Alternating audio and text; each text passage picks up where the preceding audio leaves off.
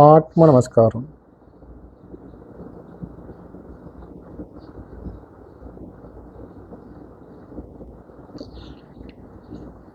ஆத்மா சகோதர சகோதரிகளுக்கு என் அன்பான ஆத்மா வணக்கங்கள். தொடர்ச்சியாக இந்த பதிவு இப்போ வருகிறது. இன்று பதிவுக்கு நாம் சொல்லுகின்ற விஷயம் என்னென்றால், ஏற்கனவே பல தடவை உங்கள்கிட்ட சரியக்கிரி ஞானம் யோகத்தை பற்றி சில அடிப்படையான விஷயங்கள்லாம் உங்களுக்கு விளக்கி சொல்லிட்டு வரேன். இன்றைக்கி இன்னும் கொஞ்சம் ஆழமாகவும் கொஞ்சம் தெளிவாகவும் விளக்குறேன் உங்களுக்கு. அதாவது சரியை இதை அடுத்து அன்னைக்கு நான் சொல்லியிருப்பேன். சரியை கிரியை ஞான யோகம் என்பது முதல்ல வெளியே ஒரு மந்திரம் ஜபிக்கிறோம், பிறகு கிரியை என்பது ஒரு செயலாக தூப தீபம் எல்லாம் காட்டுறோம். அதுக்கு பிறகு இது எதுக்காக செய்கிறோம் என்பது விசாரணை பண்ணுறோம். அதுக்கு பேர் ஞானம். அந்த ஞானத்து மூலியமாக இதுதான் இறைத்தன்மை என்பது உணர்ந்து அதோடு இரண்டரை கலப்பு தான் யோகம் சொல்லியிருந்தோம் உங்களுக்கு. இதில் முதல் பாடத்தில் வர ஒரு அடிப்படையான ஒரு சரியை கிரியை ஞான யோகத்தை விட தத்துவங்கள். இது அடுத்த படி நம்ம கொஞ்சம் நவரணும். முன்னால் அடுத்த படிக்க போகிறப்ப இந்த சரியை கிரியை ஞான யோகம் வெளியுள்ள செயலாக அடுத்த பட்சமாக இப்போ நம் உடலுக்குள்ளே வரணும்.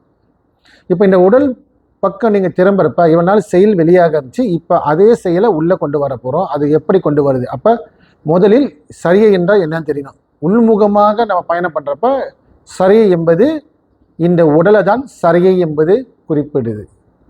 இந்த உடல் தான் சரியை சொல்லுவாங்க, சரீரம்.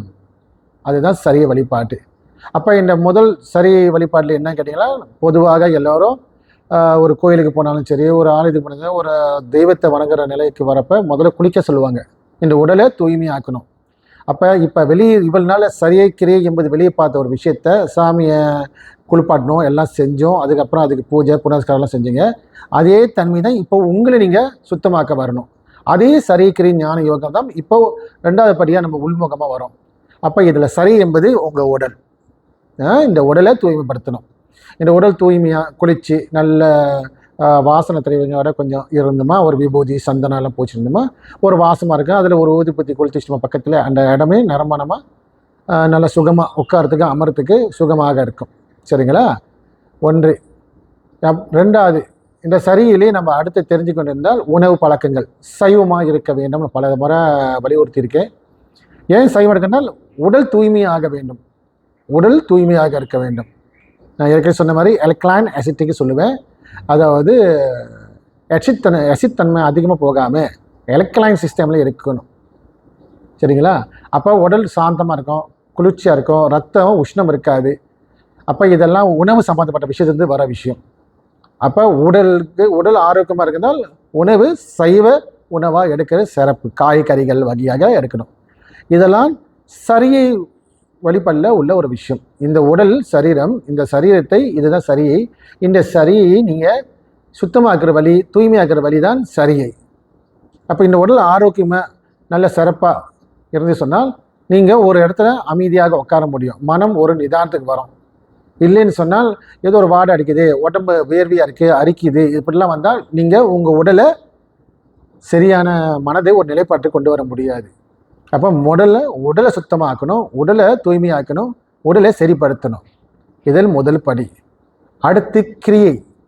இந்த சரியை தெரிஞ்சு இந்த உடலில் வெளியே இருக்க உடல் சரியை. இரண்டாவது நிலை கிரியை.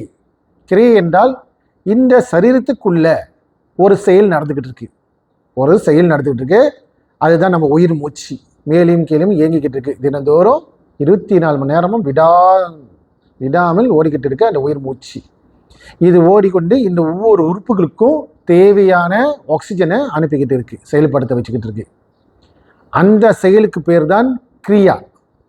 உள்ள ஒரு மூச்சு இயங்கி இருக்கு பார்த்தீங்களா, அந்த மூச்சுக்கு பேர் தான் கிரியா வழிபாட்டு. அதுதான் சரியை முடிஞ்சு இந்த உடலை முடிஞ்சு இந்த உடலுக்குள்ள ஒன்று இருக்கு, அது கிரியை. அதுதான் அது கிரியை என்றால் வேறு ஒன்றும் இல்லை, உங்கள் உயிர் மூச்சு. இதுதான் உச்சி தலையிலேருந்து உச்சி விரல் இருக்கும் இயக்கிக்கிட்டு இருக்கு. அப்போ அந்த சுவாச காற்றை சரிப்படுத்துவது, நெறிப்படுத்துவது, ஒழுங்குபடுத்துவது,